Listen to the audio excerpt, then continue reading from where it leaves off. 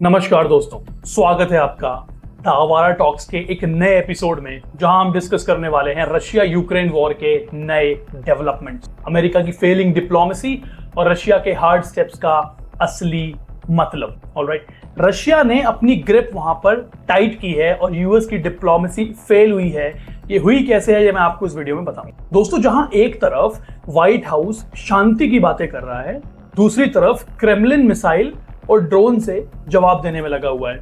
Kremlin, जैसे हम Washington को अमेरिका बुलाते हैं, दिल्ली को भारत बुलाते हैं, सिमिलरली क्रेमलिन को हम रशिया बुलाते हैं। उसका एक सिटी है वहां पर, बहुत ही प्रोमिनेंट सिटी है, राइट। वो वहां पर मिसाइल और ड्रोन से जवाब देने में लगा हुआ है। शाहीद ड्रोन्स, जो कि बेसिकली ईरान के ड्रोन्स थे, बट अभी रशिया उनको मैन्युफैक्चर करता है। लॉन्ग रेंज मिसाइल्स और सिविलियन इंफ्रास्ट्रक्चर को टारगेट बनाया जा रहा है। शाहीद ड्रोन्स और लॉन्ग रेंज मिसाइल्स का यूज करते हुए सिविलियन इंफ्रास्ट्रक्चर की बैंड बजा दी गई है। ये सब दिखाता है कि रशिया किसी कॉम्प्रोमाइज के मूड में नहीं है। अब सोचने वाली बात यह है कि रशिया आखिर में चाहता क्या है और क्यों फेल हो रहे हैं अमेरिका के टॉक्स। अब आवारा टॉक्स चैनल पे स्पेसिफिकली मैं उसको डिकोड करके आपको एक्सप्लेन करूंगा कि what exactly is going around और एक्चुअली में माजरा क्या है भाई। ऑलराइट, इस वीडियो में हम बात करेंगे रशिया की नई मिलिट्री स्ट्रैटेजी के बारे में, बाइडेन और पुतिन के फेल्ड बैक चैनल टॉक्स के बारे में। बैक चैनल टॉक्स का तो आपको पता ही होगा ना, जो पीछे से बैकएंड से होती है। आपको लगता है जब दो कंट्री वॉर में इन्वॉल्व होती हैं तो सिर्फ वो उनके डीजीएमओज आपस में बात कर रहे होते हैं, ऐसा नहीं होता है। उनके बैक चैनल टॉक्स बहुत ज्यादा होते हैं। ये कारगिल वॉर में भी चला था, हमारे 1971 के वॉर में इंडिया पाकिस्तान में बहुत सारी बैक चैनल टॉक्स हुई थी। सिमिलरली हर कंट्री की जब वॉर होती है तो बैक चैनल टॉक्स होती है, भले उसे कोई मीडिएट कराए चाहे ना कराए। दुनिया के सामने एक अलग स्टेटमेंट आते हैं, बैक चैनल पर डिस्कशन अलग होता है।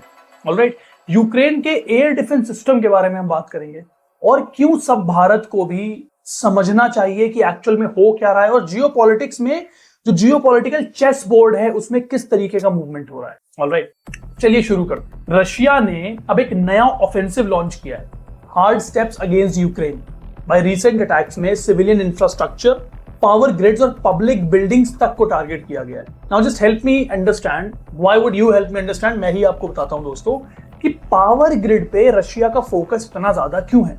आपको पता है रशिया के पास एक ऐसा जनरल है जो आज तक कभी नहीं हारा, और वो अनंत काल से, जब से रशिया की स्टैब्लिशमेंट हुई और उस एरिया में जो भी है, वो आज तक जनरल नहीं हारा। वो कौन सा जनरल है? उसको बोलते हैं द जनरल विंटर, सर्दियां। सर्दियां इतनी कड़क होती है ना भाई, इतनी ज्यादा कड़क होती है कि जो अलास्का यानी कि यूएसए और रशिया के बीच का जो समुद्र का एरिया है वो जम जाता है और लोग कहते हैं उसको आप पैदल पार करके जा सकते हो, इतनी कड़ाके की ठंड पड़ती है। अब आपको पता है वो जो रशिया का एडमिनिस्ट्रेशन है और जो रशिया की स्ट्रैटेजी है वो है कि अभी तक हम सिर्फ मिलिट्री आउटपोस्ट में हमला कर रहे थे, अब हम सिविलियंस को परेशान कर देंगे और सिविलियंस को थका देंगे ताकि अब वो हाथ जोड़ लें कि भैया हमें माफ कर दो। Getting my point? वो सिविलियंस पे इस तरीके से हमला कर रहे हैं क्योंकि उनका कहना है कि हम सिविलियंस को धुआं धुआं कर देंगे, एज सिंपल एज दैट। अब वो कैसे करेंगे? पावर ग्रिड पे हमला करेंगे। सर्दियां आने वाली हैं 4-5 महीने में, आप कड़ाके की ठंड में आप तरस जाओगे पानी को। जैसे अपने देश में क्या है, बिना एसी सर्वाइव कर लेंगे, पंखा डुला लेंगे, पर वहां पे बिना हीटर सर्वाइविंग नहीं होती है। उन्हें हीटर चाहिए ही चाहिए, बिना उसके वो चल नहीं पाएंगे। या तो फिर उन्हें आदिकाल वाली व्यवस्था की पानी डाला और लकड़ियां जला जला के their heating up their rooms and homes, that's a different scenario, right. So इनके जो इस अटैक में जो की पॉइंट है जरा वो मैं आपको बता देता हूँ। भाई, शाहीद ड्रोन्स का बहुत ज्यादा हेवी यूज हो रहा है। Missile strikes are going around Kyiv and Kharkiv. Kharkiv उनका सबसे इंपॉर्टेंट स्ट्रेटेजिक लोकेशन है और ऑलरेडी रशिया ने 20% हिस्सा यूक्रेन का कवर अप कर लिया है। ऑलरेडी वो उसको क्लेम भी कर चुका है। मिसाइल स्ट्राइक्स हुई हैं कीव में। कीव, जब मैं वीडियो रिकॉर्ड कर रहा हूं उस मोमेंट पे मिसाइल स्ट्राइक्स हुई हैं कीव में। और रशिया इतना हैवी बम्बार्डमेंट कर क्यों रहा है? वो इस वजह से कर रहा है भैया कि रशिया एक दिन में रशिया 400 ड्रोन खुद बनाता है बैठ, 400 ड्रोन्स इन अ डे, और उसका मिलिट्री एंड मास प्रोडक्शन चालू है।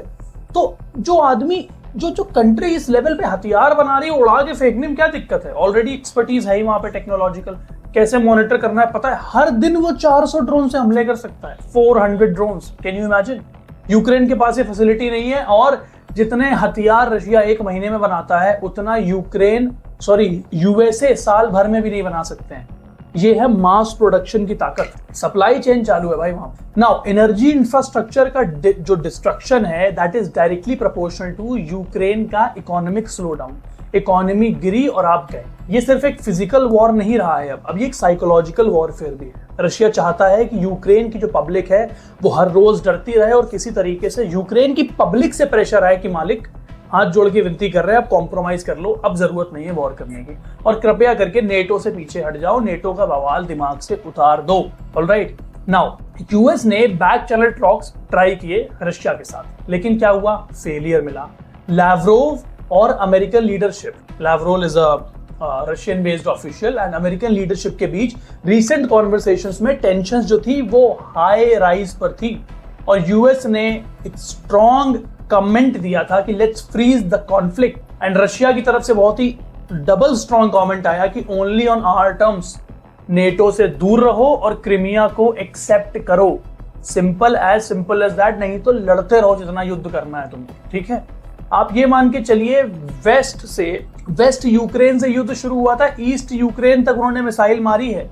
यूक्रेन का जो एयर बेस है वो पोलैंड के बॉर्डर से सटा हुआ है, वहां तक हमला किया है। जस्ट इमेजिन, पोलैंड ने अपने एयर फोर्स को हाई अलर्ट पे डाल दिया है कि कुछ नहीं पता कौन सी मिसाइल कहां जाके गिर जाए। ऑलराइट, पीस का मतलब दोनों कंट्रीज के लिए बहुत ही अलग है। वेस्ट चाहता है कि सीज फायर हो, as simple as that. I am sorry, मैं ये कहता, ईस्ट से लड़ाई शुरू हुई थी, रशिया ने ईस्ट से इन्वेजन किया था, वेस्ट तक पहुंच गया, जो कि पोलैंड के बॉर्डर में जो यूक्रेन का जो एयरबेस है वो पोलैंड के बॉर्डर से मिलता है, वहां तक मिसाइल गिराई है रशिया। तो ईस्ट से शुरू होकर वेस्ट तक गई है।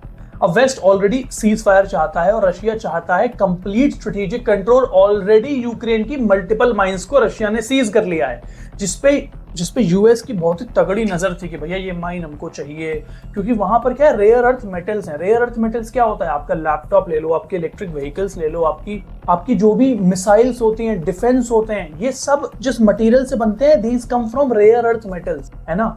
तो उस पे चाइना की ऑलरेडी मोनोपोली है। यूएस अपनी मोनोपोली गेन करने के लिए, बिकॉज यूएस तो कहता है हम नेता हैं, पिछले 100-150 साल से रूल कर रहे हैं भाई, ठीक है, पूरी दुनिया पे जहां चाहेंगे, जिस कंट्री को चाहेंगे उसको इन्वेट करेंगे, जैसे चलना चाहेंगे वैसे चलेंगे, लाइक दैट। तो भैया वो अपनी सुप्रीमेसी बनाने के लिए यूक्रेन के रेयर अर्थ मेटल्स की डील साइन करके आया है, पर रशिया वहां से बम पड़ाका करने में लगा हुआ है कि तुमको तो बेटा हम छोड़ेंगे। जब तक वेस्ट यूक्रेन को स्ट्रेटेजिक बफर बनाने की कोशिश करता रहेगा, रशिया पीस के लिए कभी भी रेडी नहीं होगा, as simple as that. Now, America ने अपनी स्ट्रेटजी चेंज की थी ऑलरेडी एड एंड सैंक्शन से, राइट। एक तरफ डिप्लोमेसी फेल हो रही है, दूसरी तरफ अमेरिका ने मिलिट्री एड दोबारा देना शुरू कर दिया है।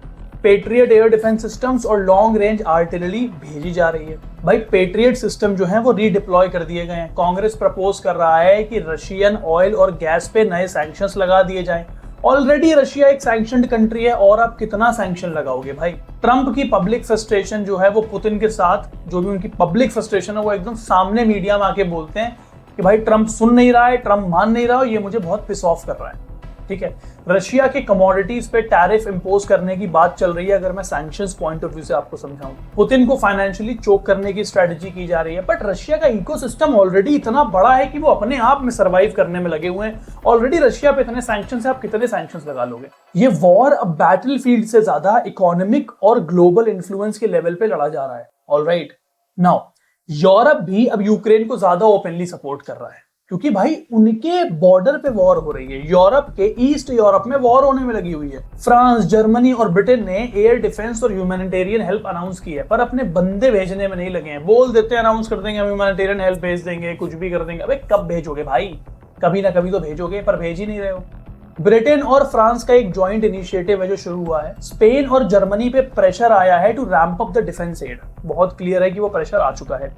नेटो का जो कोऑर्डिनेशन है वो ऑलरेडी इन एक्शन है, लेकिन यूनिटी के बावजूद हर कंट्री के अपने स्ट्रेटेजिक गोल्स हैं और सबके स्ट्रेटेजिक इंटरेस्ट हैं, वो अलग अलग हैं। यूरोप का सपोर्ट यूक्रेन को होप देता है, लेकिन रशिया को रोकने के लिए काफी नहीं है। Without the entry of US आप कुछ नहीं कर पाओगे, और यूएस इस पड़ी लकड़ी में नहीं जाना चाहता है, वो पड़ी लकड़ी नहीं उठाना चाहता है, as simple as that, right. अब रशिया कहता है कि वो पीस टॉक्स के लिए रेडी है, लेकिन ग्राउंड पे वो अग्रेशन बढ़ा देता है। वहां पर यूएस में 4 जुलाई के क्रैकर से सेलिब्रेशन होता है, यहाँ रशिया 450-500 ड्रोन मिसाइलें भेज के धुआं धुआं कर देता है। 8 जुलाई को फिर अटैक करके धुआं धुआं कर देता है। 10 जुलाई को फिर अटैक करके धुआं धुआं कर देता है। अब रशिया इस मूड में आ गया है कि भैया मेरे पास और कोई अब ऑप्शन बचा नहीं है, मुझे मिलिट्री माइट का यूज करते हुए इस प्रॉब्लम को रिजॉल्व करना पड़ेगा, बिकॉज डिप्लोमेसी में ये लोग सिर्फ डीले कर रहे हैं, डिप्लोमेसी का नाम लेते हैं, डीले करते हैं, अपने आप को एम्पावर करते हैं वापस से और फिर आके हमला कर देते हैं। ये एक डिप्लोमेटिक ब्लफ है या प्रेशर टैक्टिक है तो रशिया ही जानता है। अब इसमें रशिया की कोर डिमांड क्या है वो समझ लेते हैं। यूक्रेन की न्यूट्रलिटी चाहता है वो। रशिया का साफ कहना है कि I want the Ukraine neutrality, पहली चीज।